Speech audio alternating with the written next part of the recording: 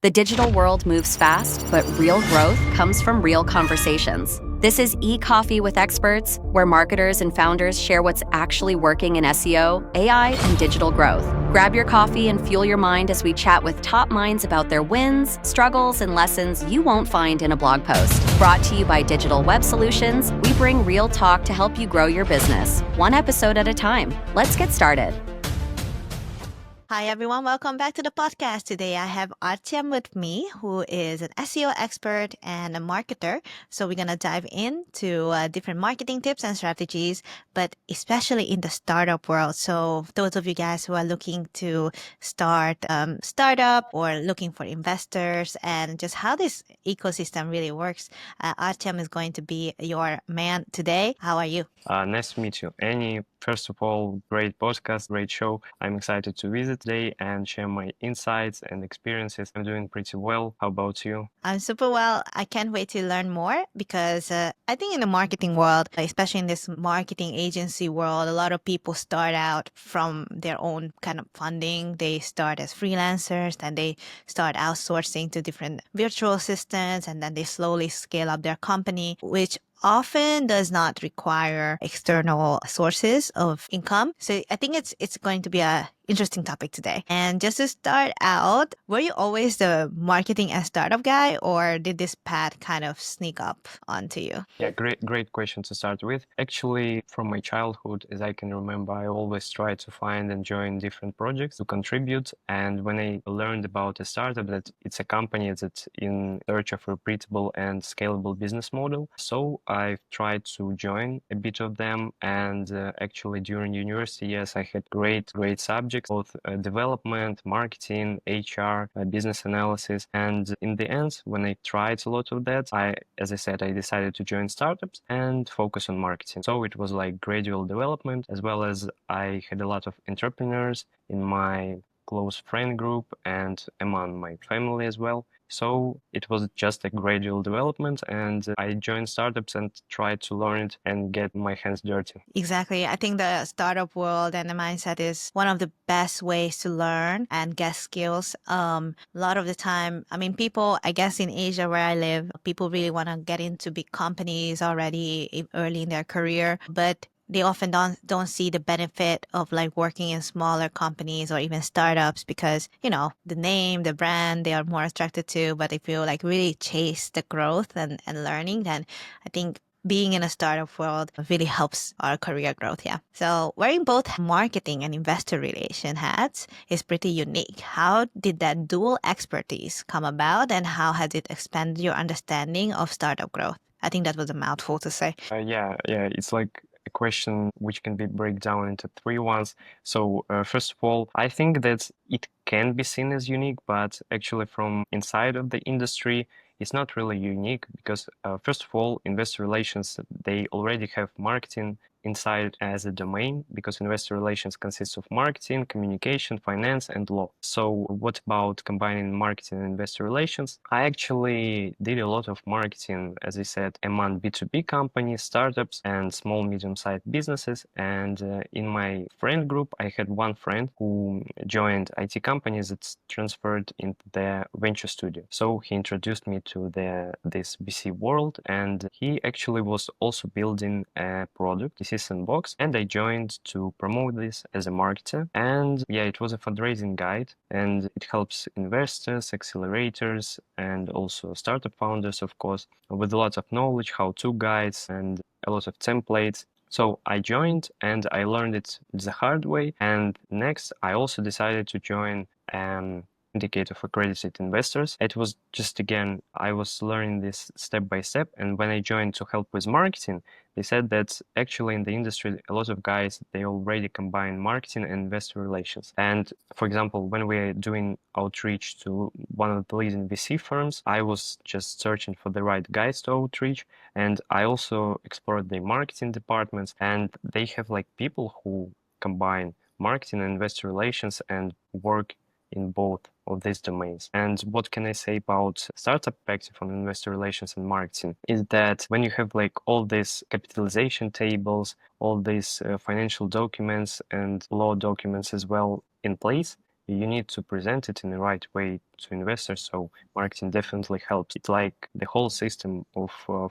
parts that are combined together, and they do great work in contributing startup growth if we talk about startup active. I like how you highlighted like which of these different departments are important in this equation, but specifically marketing, when you start, market, and advertise a startup, where do you put your resources first? Do you have a strategy or an SOP that you begin with? Yeah, actually, when you start with startup, of course, you have limited resources and you have very small amounts of time to scale. And you need to, as you mentioned, for me, it all comes down to strategy. So because in strategy, you have a clear plan with goals and you break down them step by step. And you also have your ideal customer persona, ISP, and unique selling proposition. You do market research. And for me, the key is to find 1 or 2 best channels, because in startup you cannot just do SEO, paid advertising, social media marketing just from the start.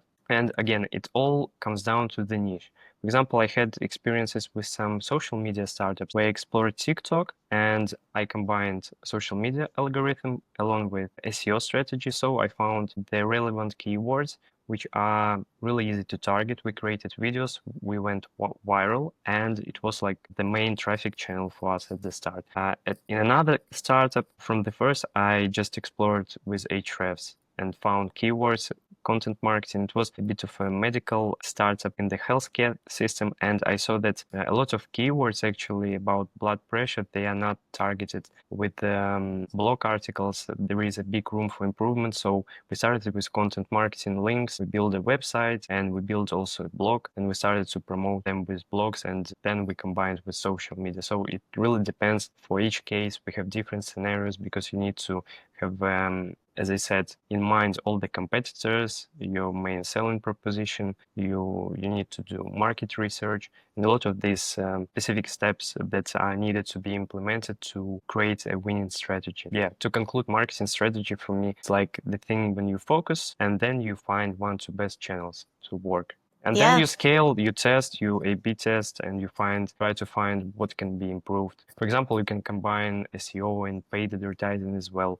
When you see that you're getting results from SEO, you could also do some paid advertising, even for similar keywords, just to get more traffic from when you see that they're getting you leads. So both brands, when you did TikTok and content marketing, did you start your strategy from like, okay, what is my actual product? How did you decide on which channel you went with? Of course, first of all, it really helps to dive into the product and the problem it solves. So I need to understand what this product is really about. Talk with founder, hear his story, and then I try to narrow the niche and see how can I target the small market, small people who would really love the product, not like big group of neutral people who just would say, okay, it's normal. But I would try to target a small niche, a small market of people who are really passionate about this problem, my ideal customers, and then I try to go through competitors, go through some other resources, analytics one, just see how can I target them more efficiently and effectively, and try to get first leads. And then again, customer development, when you talk directly to your customers, first customers, or even potential customers, really helps to build like this ideal customer persona. Because when you start at the beginning, you try to do this simple template, it should be really edited after you talk directly with customers and again with founder.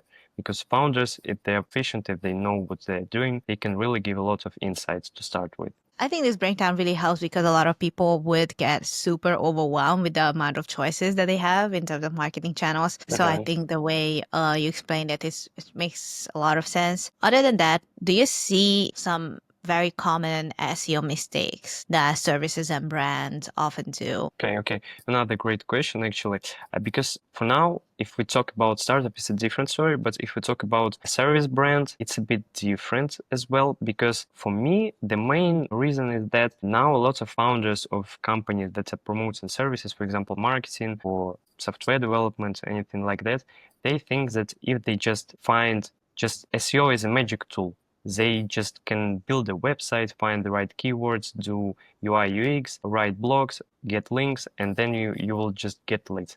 But you see, now niches are overwhelmed, and for me, it's great to combine both SEO and, for example, brand together through social media marketing, or even like paid advertising a bit, or even like storytelling through different PR and branding channels. For example, you could do guest posts, you could do a lot of things. But if we narrow down this, for me, it would be combining with other channels. So they think that SEO should work just independently. So just like this magic tool, they hear that with paid advertising, you need to pay to get clicks. And with SEO, you can do some magic stuff and people would come to your website, they would fill the form and you will get leads. But now you see the customer journey, it's much more complicated. Customers could just, through the keyword, they could land on your landing page or your blog, they could write about that. But usually what happens after? They visit your social media to see what posts you cover, what is your like inside company looks like, what can you tell just not just about your product, but in general about your brand, how you position that, how could you solve their problem and help them to feel better. Yeah. How do you convince other departments to help you out as an SEO strategist? So a lot of people, it takes a lot of internal communication to make two very different channels work. So for example, SEO and social media. I personally had a problem. You could share it a bit later. So for me, I got lucky because every time I worked, I had relatively small teams, usually with like a general strategist or chief marketing officer. And then we had like just people who were doing the work in the departments, and we were doing Scrum. Scrum helps, and we were doing like just regular meeting every week. We had like our targets, and we tried to just not to convince, but we explained it through results, through goals, and through smart methods. When you set specific, measurable, achievable, relevant timetable goals, and you just write a plan, you show the numbers, how should you get to more revenue or get better awareness, brand awareness, or any other marketing specific goals. So for me, it was never like a big problem because I had really great colleagues and I have them till this day. So for me, it was a bit easy. Yeah. Amazing. And what about you? You said like you had a bit problem with that. Well, yeah.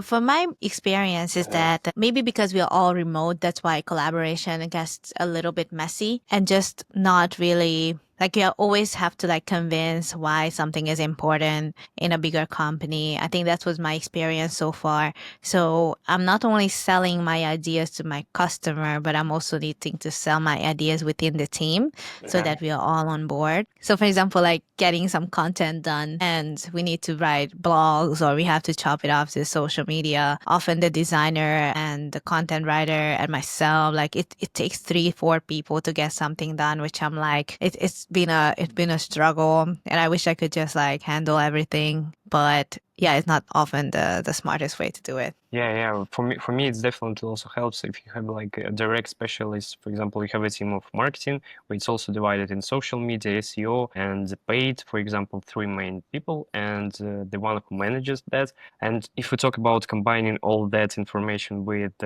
designers, I think it really comes down to the head of to the lead of departments. So they should clearly explain to their people in their departments that marketing is also really important. We should do like this blog post, social media post. It's not just random stuff. We do it according to our strategy, and design works together with marketing. For example, on the website, you have a great design, clear UX, good UI, and you have clear value proposition, you have blogs written, you have your landing pages in place, and together combined, you're getting leads. So I think it comes down to the leads of departments. They should explain everything to their team, just a managerial more.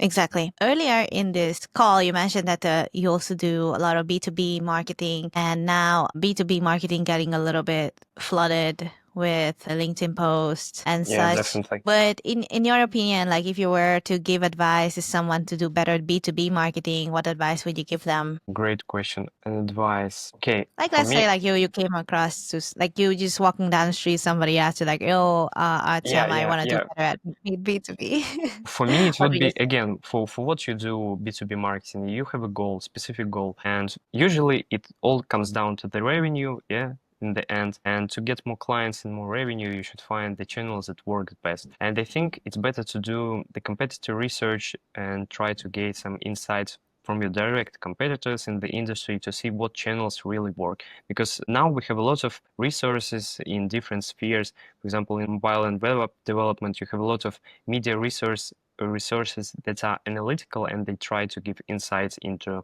the just overview of the whole B2B marketing in this domain. For example, in mobile and web app development, you can read the posts and you can just try to narrow down to 1-2 channels that work better.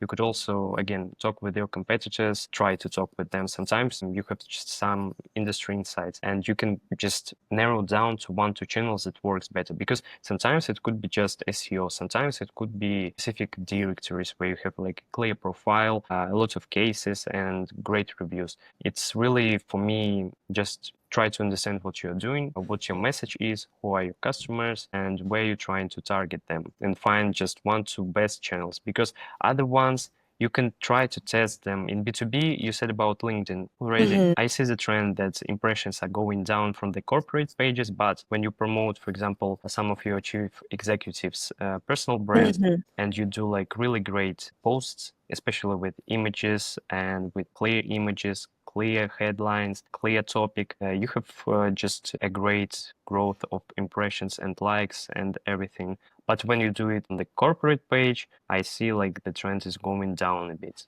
And it's Is this always, something yeah, yeah. it's Is this always an about advice? fluctuations on the market. You try to find the best. Yeah, 100% makes sense. Do you advise this for startups as well? Because often they would want to start some sort of social media marketing off the bat. And now you mentioned that business pages are getting less impressions. I mean, I've seen that too.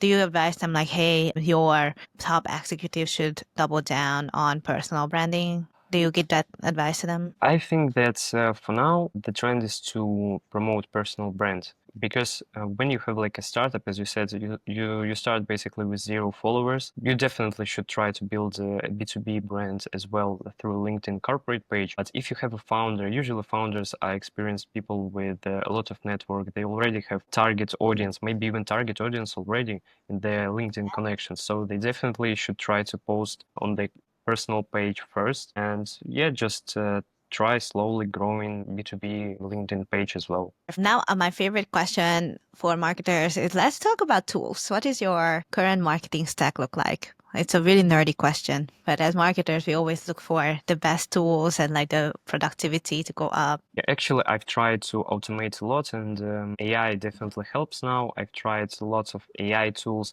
where if I start with text, it would be definitely all the Google ones like Gemini and also Poet.com and also, of course, ChatGPT. It's not really about tools, it's how you work with these models and how you try to get them better, try to educate them through dialogues. You see this whole AI chatbot thing as well. And if we talk about direct tools and just what I use on regular basis, I would say I'm a pretty conservative in that way. I mean, with my main tools. So I use all the Google package, of course, Google Analytics, Google Search Console, Google Ads Editor for ads, Google Looker Studio for great presentations or some data analysis and data review. And then I just see if I need to copyright, if I need to add something from my writing perspective, then I can just create a great conversation with ChatGPT. I also try to do some tools like Notion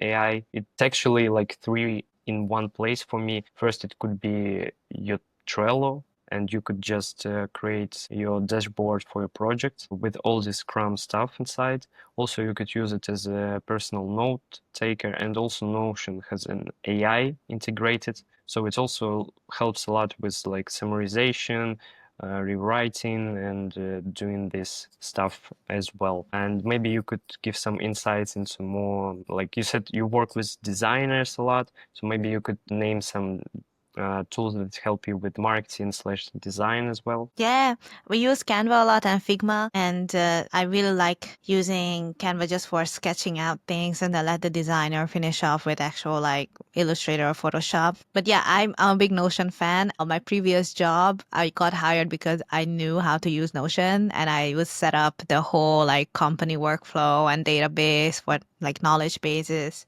for Notion. So I'm a pretty big fan of it. And this whole podcast now runs on Notion, by the way, everyone. So yeah, I found productivity tools like Notion helping some creative tasks to be done faster than the Google Stack, like Drive and Google Docs and stuff. But yeah, like one thing I love what you said is not about the tools, but like how you actually approach the whole strategy and campaign. I think that's very, very important because again, there's like a new AI tool coming out every day, and people forget that marketing has always existed even before these AI tools. So at the end of the day, we still have to be good enough marketers to think on our feet. But yeah, one last question. If you were to give one big marketing advice to startups, what would it be and why? Just one. Okay. Know your customer and know exactly what problem you solve. Try to get as many high quality and interested customers as possible and in the fast and shortest amount of time. And don't scale operations and don't scale people before you find exactly at least a bit of product market fit and you start with like this whole new customers going. Don't scale operations, don't hire lots of people because it can kill start, in my experience. That's fantastic advice. And thank you so much, Artsem, for joining. And if people would like to reach out to you, how can they find you? They can find me on LinkedIn and yeah, they can just basically reach out to me. I always answering and they can just send me a connection note or even without as they wish. And you could give a link or I could just say Artsem Lazarchuk. You could write it on LinkedIn and find me. Amazing. All right, guys. Thank you, Artsem, for joining the e-coffee with experts. And everyone, if you want to reach out to Artsem, I will link it down in the description below. All right. Bye.